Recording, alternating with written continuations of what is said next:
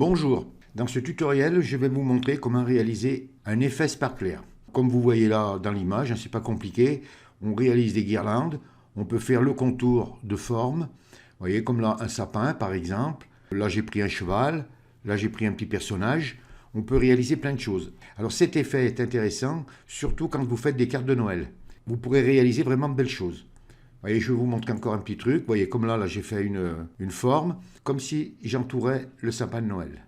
Donc vous pourrez faire vraiment tout ce qui vous passe par la tête. Alors il faudra travailler soit avec des formes, soit vous pouvez travailler avec la plume. Ça vous laisse une large plage pour réaliser vraiment de belles choses.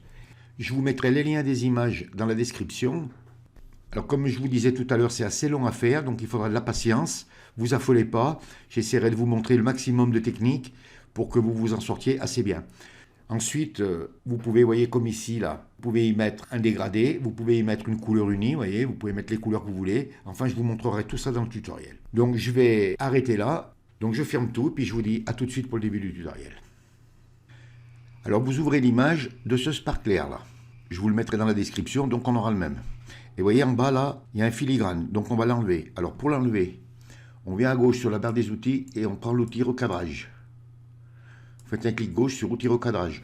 Ou alors vous enfoncez la touche C du clavier. On vient en bas là sur une petite poignée, on fait un clic gauche et on monte et on lâche. Et touche entrée du clavier pour accepter. Et maintenant on va le mettre en négatif. Alors pour le mettre en négatif, vous enfoncez la touche CTRL plus I. Vous voyez, ça le met en négatif. Et maintenant on va le désaturer. Alors pour le désaturer, vous enfoncez la touche Maj, CTRL et U. Ça nous l'a mis en noir et blanc. Alors il faut savoir, quand on fait des brushes, le blanc n'est pas pris en compte. Ça prend en compte que les couleurs foncées, c'est-à-dire le noir. Alors là, il n'y a pas besoin de détourage, il n'y a rien. On va faire notre premier brush tout de suite. On vient sur la barre des menus, sur édition. Vous cliquez et vous venez ici sur définir une forme prédéfinie. Vous faites un clic gauche sur définir une forme prédéfinie. Et vous cliquez.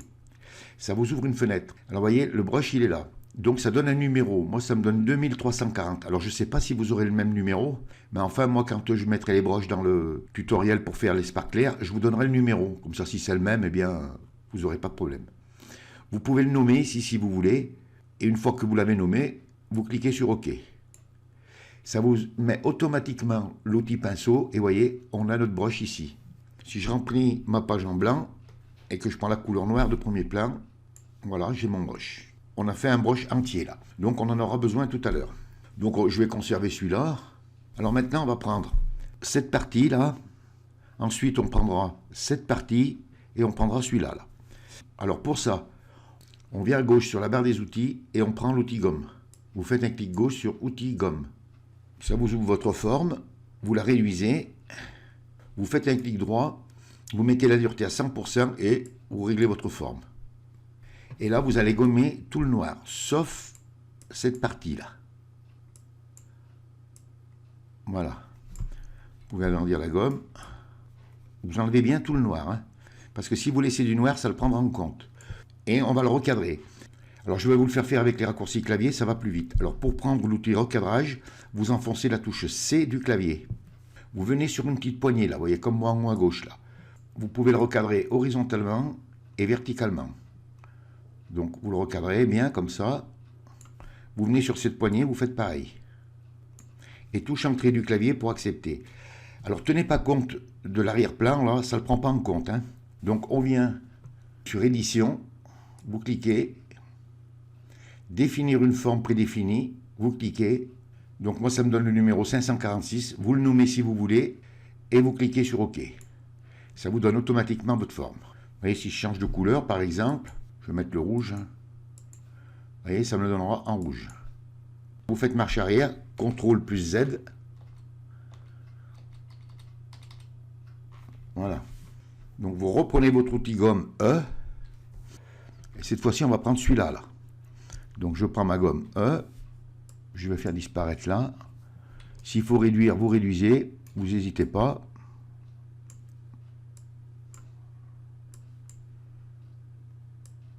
Voilà. Bon, c'est la partie un peu longue du tutoriel.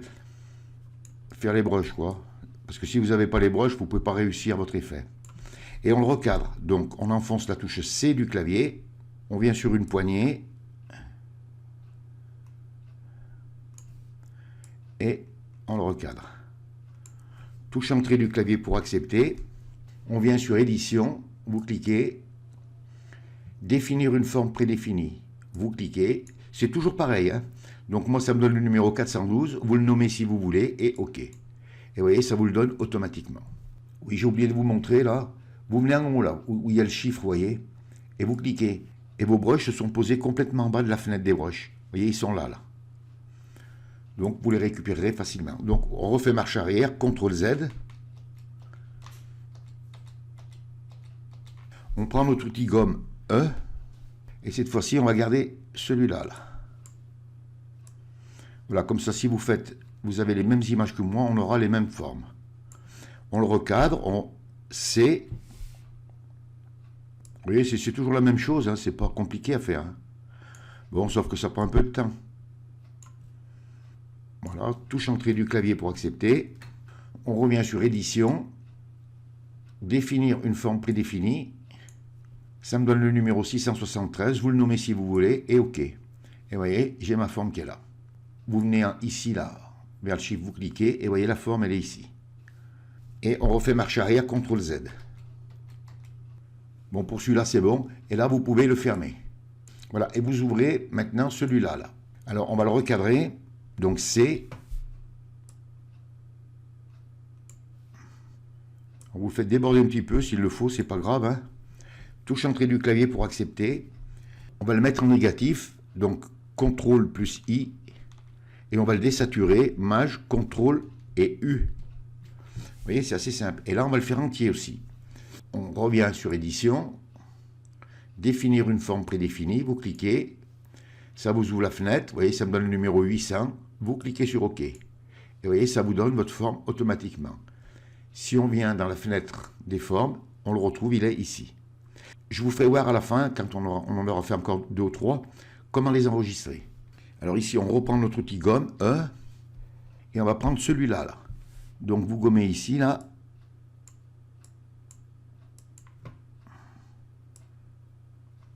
Alors après, une fois que vous aurez vu comment ça fonctionne, le système, vous pouvez faire autant de brushes que vous voulez. Hein. On le recadre, donc C pour avoir le recadrage, et on le recadre. Touche entrée du clavier pour accepter. On vient sur édition. Définir une forme prédéfinie. Vous cliquez. Ça me donne le numéro 179. Vous le nommez si vous voulez et OK. Voilà. Et mon brush est fait. Si je viens ici, je le retrouve. Il est bien là. Et marche arrière. CTRL plus Z. Vous prenez la gomme E. Et là, on va prendre celui-là. Là. Donc, on gomme ici. Là. Donc on reprend notre outil recadrage C et on le recadre. Touche entrée du clavier pour accepter. On revient sur édition. Définir une forme prédéfinie. Vous cliquez. Ça me donne le numéro 271. Vous le nommez si vous voulez et OK. Ensuite, on vient ici vers le chiffre 271. Vous cliquez et vous avez toutes vos formes. Alors si vous voulez les enregistrer, vous les sélectionnez tous. Alors pour les sélectionner, vous tenez enfoncé la touche CTRL. Vous voyez, vous en avez déjà un qui est en surimpression bleue et vous cliquez sur les autres.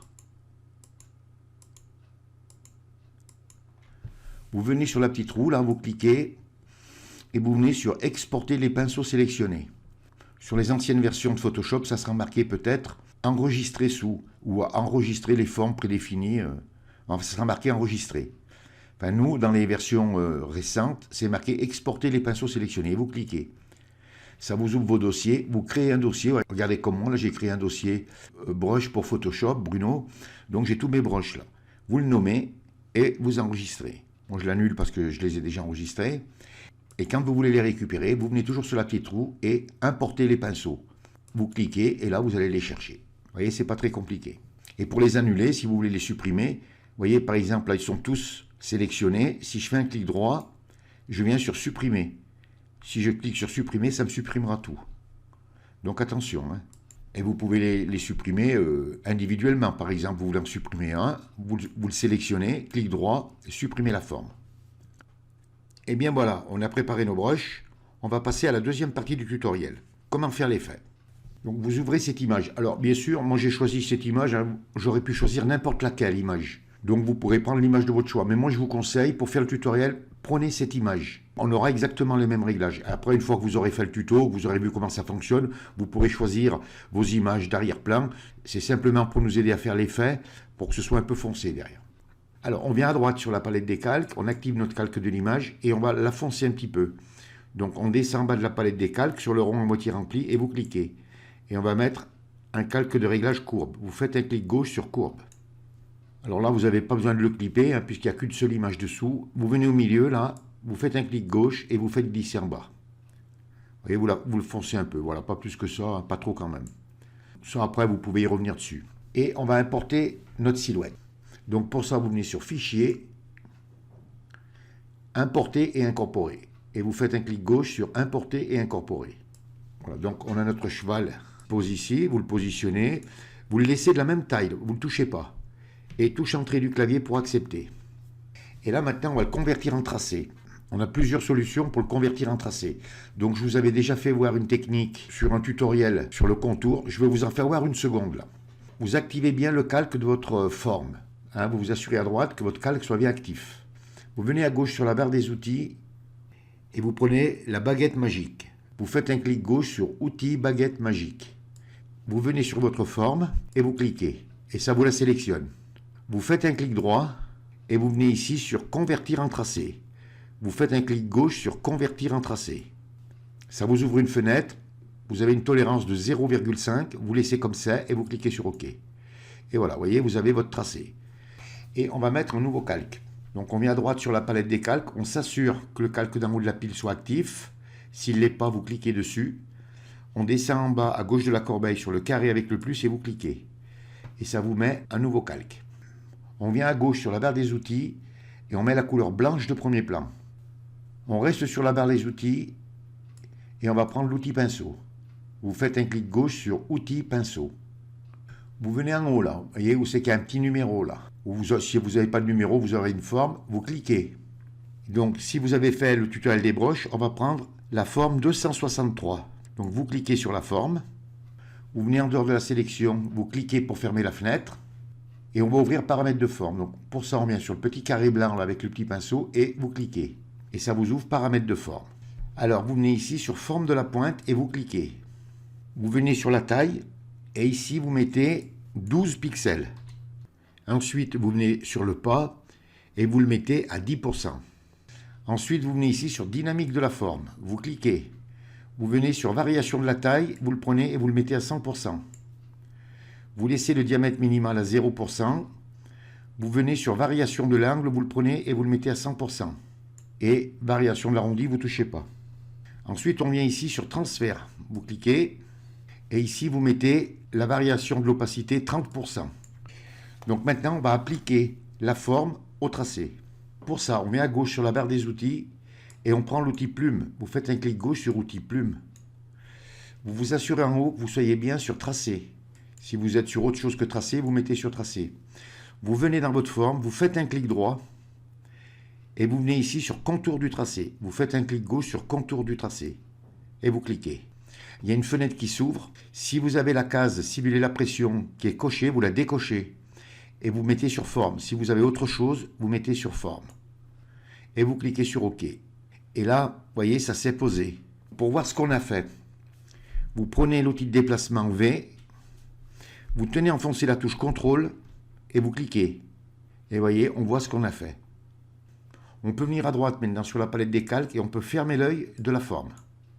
Si je reviens sur ma sélection, CTRL, je clique, vous voyez, on voit le tracé. Et vous lâchez. On reprend l'outil plume P, donc vous enfoncez la touche P du clavier, ça vous redonne la plume, et on va mettre un second tracé, le même par-dessus. Donc vous faites un clic droit, vous venez sur contour du tracé, et vous cliquez. La fenêtre qui s'ouvre, vous cliquez sur OK. Vous reprenez votre outil de déplacement V, vous enfoncez la touche CTRL et vous cliquez. Donc vous maintenez la touche CTRL enfoncée et le clic gauche enfoncé aussi. Et vous voyez, on voit le tracé. Vous lâchez le clic et la touche CTRL. Donc on va faire un deuxième tracé maintenant. Donc on vient à droite sur la palette des calques, on active le calque d'en haut de la pile et on va mettre un autre nouveau calque. Donc on descend en bas de la palette des calques, à gauche de la corbeille, sur le carré avec le petit plus et vous cliquez. Et ça vous met votre nouveau calque. On vient à gauche sur la barre des outils, donc on conserve toujours la couleur blanche de premier plan. On prend notre outil pinceau raccourci clavier B. On vient ici là sur le petit chiffre et vous cliquez. Et cette fois-ci, on va prendre la forme 412. Donc c'est celle-là. Là. Et vous cliquez sur la forme. Alors je ne sais pas si vous aurez les mêmes numéros. Enfin moi je vous énumère les numéros quand même. On ne sait jamais avec un peu de chance. Vous venez en dehors de la sélection et vous cliquez pour fermer la fenêtre. On a toujours paramètres de forme ouvert. Vous venez sur forme de la pointe. Donc ici la taille, on va la mettre à 45 pixels. Et le pan, on va le mettre à 25 pixels. Alors ensuite, on vient sur dynamique de la forme. Vous cliquez, vous voyez, parce que ça s'est remis à 0 là. Donc vous reprenez la variation de la taille et vous la mettez à 100%. Vous laissez le diamètre minimal à 0. La variation de l'angle, vous le mettez à 100% et vous ne touchez plus rien. Vous venez sur transfert, vous cliquez et l'opacité du transfert, vous la mettez à 20%. Et le reste, on ne touche rien. La case lissage, là, si elle est cochée, c'est pas grave, hein, vous la laissez. Hein. On vient à gauche sur la barre des outils et on prend l'outil plume. Vous faites un clic gauche sur outil plume. Vous venez sur votre sélection, vous faites un clic droit et vous venez sur contour du tracé. Vous faites un clic gauche sur contour du tracé. La fenêtre s'ouvre. Vous vous assurez bien que simuler la pression soit décoché. Vous soyez bien sur forme. Vous cliquez sur OK. Vous prenez votre outil de déplacement raccourci clavier V. Vous tenez enfoncé la touche contrôle. Et vous tenez à enfoncer le clic gauche. Et vous voyez, on a le tracé qui est un peu plus prononcé. Vous lâchez le clic gauche et la touche contrôle. Et maintenant, on va mettre un autre calque. Donc, on vient à droite sur la palette des calques. On active le calque en haut de la pile. On descend en bas et à gauche de la corbeille sur le carré avec le petit plus et vous cliquez. Ça vous met un nouveau calque vide en haut de la pile des calques. Donc, on prend notre outil pinceau B. On vient sur la forme avec le petit chiffre. Vous cliquez, ça vous ouvre vos formes, et là on va prendre la forme 546. Donc voilà, vous voyez, je vais faire un clic, c'est celle-là. Là. Alors on vient sur forme de la pointe, vous cliquez, vous mettez la taille à 60 pixels, et le pas, vous le mettez à 45 pixels. Ensuite, on vient sur dynamique de la forme, là ça ne change pas, c'est toujours pareil, variation de la taille 100%, variation de l'angle 100%, et le reste ne touchez pas. Ensuite, on revient sur transfert, et là, cette fois-ci, vous prenez la variation de l'opacité, vous la mettez à 0. On prend notre outil plume, raccourci clavier P. Vous faites un clic droit, et toujours pareil, contour du tracé, et vous cliquez. Votre fenêtre s'ouvre, les réglages sont déjà faits, vous cliquez sur OK. Vous prenez votre outil de déplacement V, vous tenez enfoncé la touche CTRL, et vous voyez, notre effet est en train de se construire. Donc, on revient à droite sur la palette des calques, on s'assure que le calque d'en haut de la pile soit actif. On va remettre encore un nouveau calque, donc vous descendez à gauche de la corbeille sur le carré avec le petit plus et vous cliquez. Donc on prend notre outil pinceau B, on vient sur le petit chiffre là en haut là, avec la forme, vous cliquez, et cette fois-ci on va prendre la forme 2340. Vous cliquez dessus, vous voyez de toute façon quand vous cliquez, vous voyez elle s'entoure de bleu. Hein. Vous venez en dehors de la sélection, vous cliquez pour fermer la fenêtre. Donc on vient ici, toujours pareil, forme de la pointe. Alors ici la taille, on va la mettre à 70 pixels. Et le pan, on va le mettre à 400%. Alors ici, on ne touche rien d'autre. Il faut que ce soit tout fermé. Lissage, s'il est coché, c'est pas grave, ça n'a aucune incidence. Donc on vient sur notre forme, on prend notre outil plume P. On fait un clic droit et contour du tracé. Et vous faites un clic gauche sur contour du tracé. Et vous cliquez sur OK. Vous prenez votre outil de déplacement V. Vous tenez enfoncé la touche CTRL et vous cliquez. Vous voyez, ça prend forme. Et on revient à droite sur la palette des calques et on va mettre encore un nouveau calque. Donc on descend en bas de la palette des calques, hein, comme tout à l'heure, sur le carré avec le plus, vous cliquez et ça vous met un nouveau calque. On prend notre outil pinceau B. Cette fois-ci, on va venir ici, là, et vous allez choisir un pinceau rond, n'importe lequel. Hein, choisissez n'importe lequel. Alors la taille ici, on la met à 4 pixels. La dureté, on la met à 35%.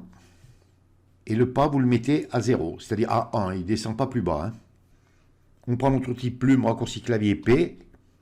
On fait un clic droit et contour du tracé. Et vous cliquez. Ça vous ouvre la fenêtre, vous dites OK. On prend notre outil de déplacement V, touche CTRL, on clique, et vous voyez, on a fait un trait. Alors, on revient à droite sur la palette des calques, et on remet encore un nouveau calque. Alors, on reprend notre outil pinceau B, on vient ici, là, sur les formes, comme tout à l'heure, hein, et cette fois-ci, on va prendre la 263. Alors, on revient sur paramètres de forme, donc forme de la pointe. La taille, on la met à 65 pixels. Et le pan, on va le mettre à 44%. Ensuite, on vient sur dynamique de la forme. Donc, variation de la taille, 100%. Variation de l'angle, 100%. On touche rien d'autre. On prend notre outil plume, raccourci clavier P. On fait un clic droit et contour du tracé. On prend notre outil de déplacement V, on enfonce la touche CTRL et on fait un clic. Et vous voyez, ça commence à prendre forme. On va remettre encore un nouveau calque. Donc on descend en bas de la palette des calques, sur le carré avec le petit plus et on clique. Donc on met notre nouveau calque, on prend notre outil pinceau B, on revient sur notre petite fenêtre là, et là on reprend la forme 2340. Vous venez en dehors de la sélection, vous cliquez pour fermer. On va la réduire tout de suite un petit peu quand même. Voilà. Alors cette fois-ci, on peut même la fermer, la fenêtre là, des paramètres, et on va supprimer le tracé là, parce que le tracé, on n'en a plus besoin. Donc pour supprimer le tracé, vous venez à droite sur la palette des calques et vous venez sur tracé là. Vous cliquez, vous prenez le tracé, vous faites un clic gauche et vous le faites glisser dans la corbeille. Voilà, comme ça il ne nous gênera plus le tracé. Vous revenez sur calque, là vous cliquez pour ouvrir la palette des calques. Vous venez là vers le cheval, vers la forme là, et vous la supprimez. Donc on s'assure bien que notre calque d'en haut de la pile soit actif, hein. Et là, on va venir sur notre tracé et on va donner des petits coups comme ça. Alors, vous pouvez faire tourner la forme avec les flèches du clavier. Hein. Ça, je vous l'avais fait voir dans un tutoriel. Hein. Donc, vous voyez, je l'ai fait tourner un petit peu, là. Voilà, et vous en mettez comme ça un petit peu de partout. Bon, sans trop exagérer quand même, quoi. Et moi, je la fais tourner un petit peu. Je fais ça au hasard, hein. Il n'y a pas de règle. Hein. Et comme ça, ben, vous en mettez un petit peu de partout. Hein. Alors vous pouvez aussi, si vous voulez, le réduire un peu. Hein. Vous pouvez, si vous voulez, l'agrandir un petit peu. Ben, vous voyez, c'est l'histoire de faire des lueurs, quoi.